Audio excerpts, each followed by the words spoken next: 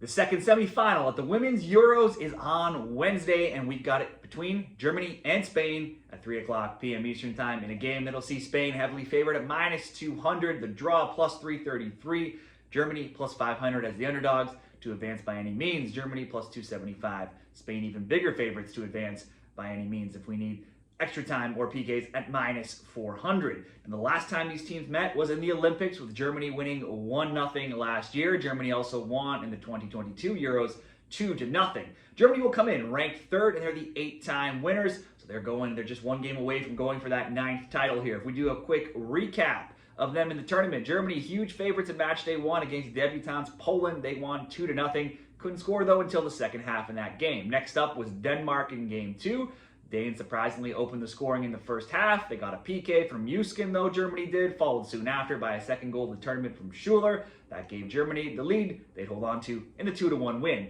Game number 3, Germany scored early on match day 3 against Sweden, but Sweden tied it just minutes later, took a 2-1 lead. Then the wheels fell off for Germany as they saw a red card in the 31st, conceded a penalty. Sweden scored again, took a 3-1 lead, and then they added another one late in that game. All said and done, 4-1 for Sweden. Next up, last round was the quarterfinal game, and it was a wild one for Germany. Catherine Hendrich took a red card. They conceded a penalty, which was scored. She had a hair pull in that game just 13 minutes in, so she was sent off. They had to play a woman down and 1-0 down for basically the entire game. However, Nushkin would score for Germany soon after that red card to level things at 1, and that would prove to be the only goal the rest of the way, as France, despite having 2 near goals called back, there were no goals in extra time, and they were off to PKs, off to sudden death as well, after nothing being decided with 5 kicks each. And Germany was the team to come out on top, despite France having the possession edge, 75%,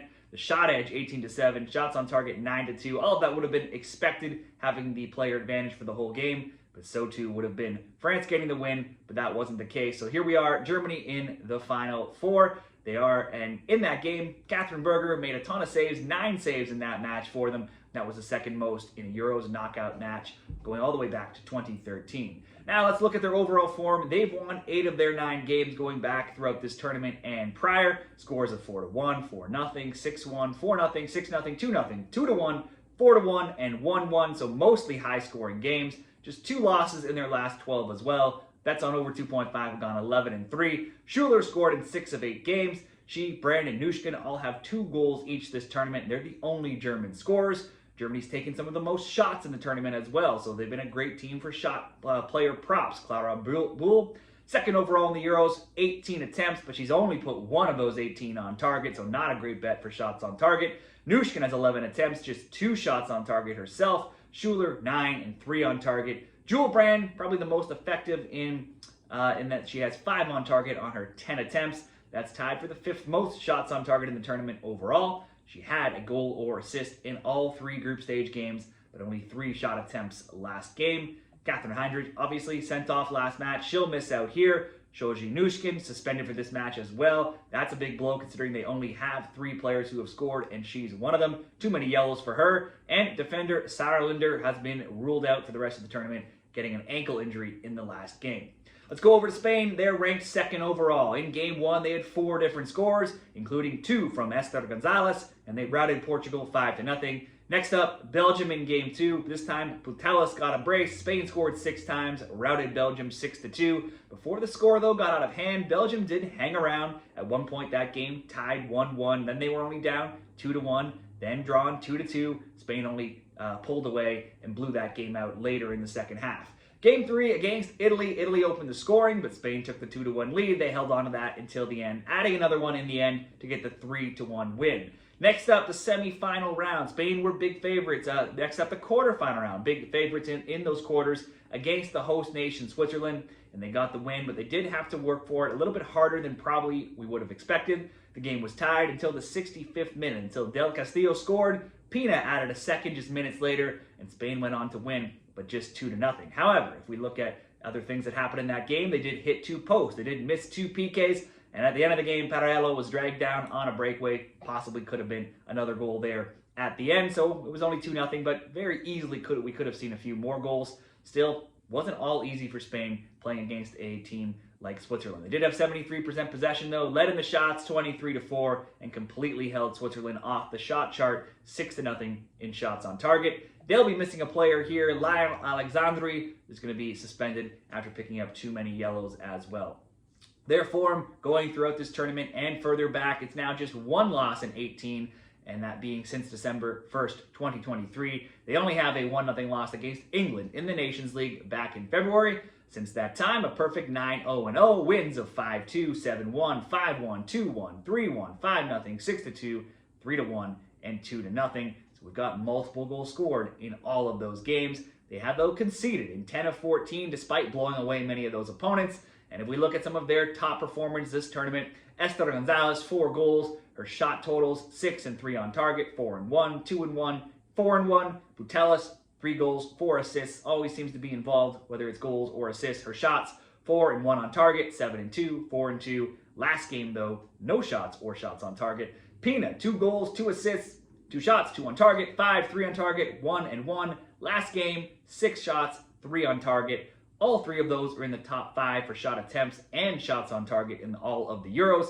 Pina leads all players in the tournament with 9 shots on target. Del Castillo also has 2 goals, and 5 players have 1 goal each. So you have a few real top-end players, but you really could see goals from many, many different sources on this team. For Germany and Spain, best bets. Spain, definitely the clear favorites here. They've looked the best of any team, but I do think they have a chance to get got here. They have conceded to worse teams than Germany. They've given up goals to Italy and Belgium, had to work for those wins. They had to work for the win last round against Switzerland as well. They clearly look like the best team, though. Germany certainly have to be more fatigued, having just played back-to-back games, down a player, and going all the way to PKs last round. Spain, I just think, have way more dangerous players here, whereas outside of Schuler and Brand and Nushkin, and now Nushkin's going to miss out, there's not too many other players that have looked great for Germany here. Offensively, Schuler didn't even start last game, so a few different bet options. I like to go through the same game parlay builder, prop builders at different sites like Bet365 and see all the different options you can come up with. We can look at a both team to score, a -150. If you didn't want to worry about a winner, that could be an option. Spain to win in both teams to score probably gets the best return here. That would be +187. Spain could win 2-1, 3-1, or any sort of high-scoring version of that. That could be a good bet considering Germany scored in all of their games and Spain's given up a few goals here and there. If you just wanted to focus on Spain, though, Spain to win and either of Esther, -134, Pina, -134, or Putellas, -115 to get a shot on target. That could be a good 2-leg same-game parlay. Spain to win or add a German player, perhaps Brand, to have a shot on target, +250. That's not bad. Likely if Germany's going to get shots, it's going to come from Schuler, it's going to come from Brand, or simply a Brand shot attempt in Spain to win. -134, another great option. Spain to win, over 1.5 goals, -150, relatively safe, not going to pay huge. Add a shot attempt by Brand, -105. Spain to win, Spain to score 2 or more. Pina to have a shot on target, +105, a great option as well.